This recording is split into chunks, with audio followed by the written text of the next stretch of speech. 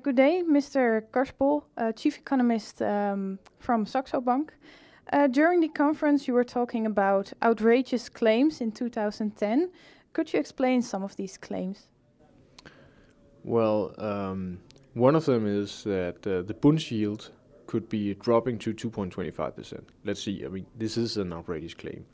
But Bunds could go as high as giving a yield of 2.25% in the event of, for example, a Greek meltdown. If they don't reform and there's no bailout from the ECB or from the EU in general, then I think some of the spread trades especially from the PIGS countries to the German Bund will be blowing out again, and that will be providing support for the Bunds. So I think that's just one of the claims. All right, and you also made a top 10 of positions for 2010. Could you also explain some of these positions?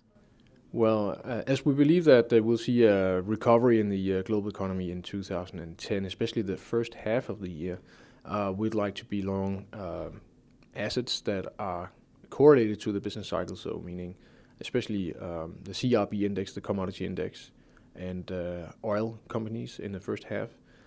We also like small caps versus big caps, and that goes both for Japanese small caps and also the global ones, the non-US global ones in the GWX ETF.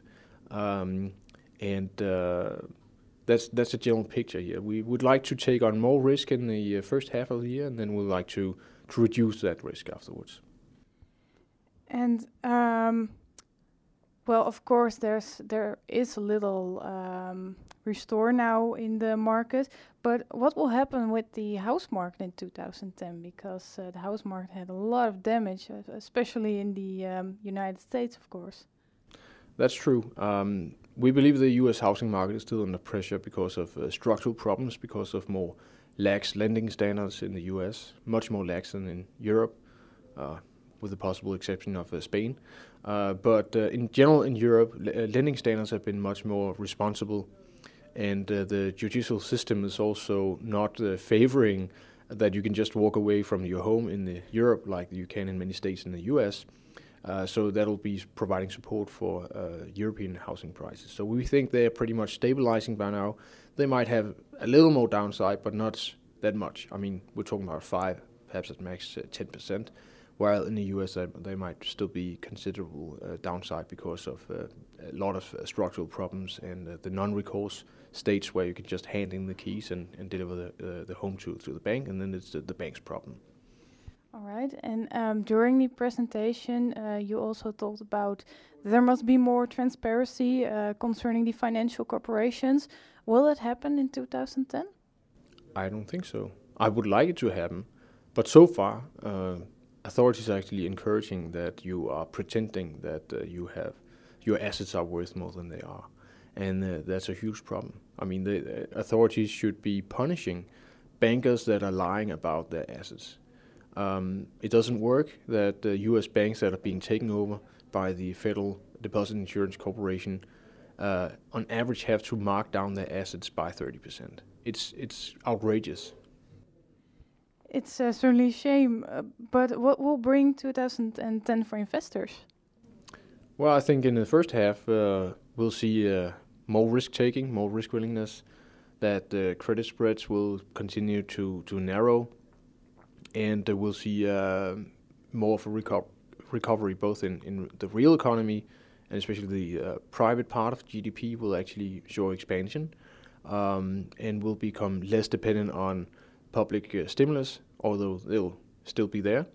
And then in the latter half of the year, we think the market will begin to fear or anticipate further losses to the bank system stemming from option ARM mortgages in the US, all-day mortgages, and especially also commercial real estate, which is a problem both in the US and Europe. And, well, how about commodities? Commodities will be correlated to the business cycle and positive in the first half of the year. That's our anticipation, and then they will probably underperform in the latter half of the year as the market is beginning to fear if the recovery is sustainable, and what will happen after the government stimulus is petering out. And within the commodities, which one will be the biggest underperformer this year?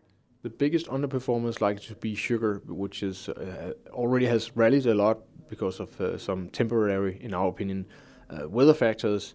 We're seeing a lot of acreage increases for sugar canes, and at the same time the demand is waning because of high sugar prices.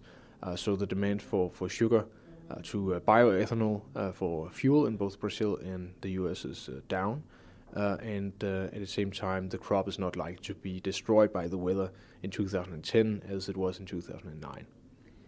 And finally, are there any critical changes for 2010 within the Eurozone, United States, or in Japan, especially concerning the general economy?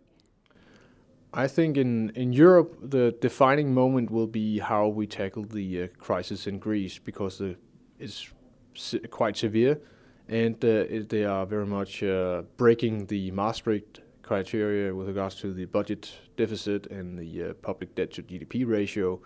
And if we have a credible response, and in my opinion, should be that they should be forced to reform their economy rather than being bailed out, because that would create a big moral hazard problem for the other Club Med countries.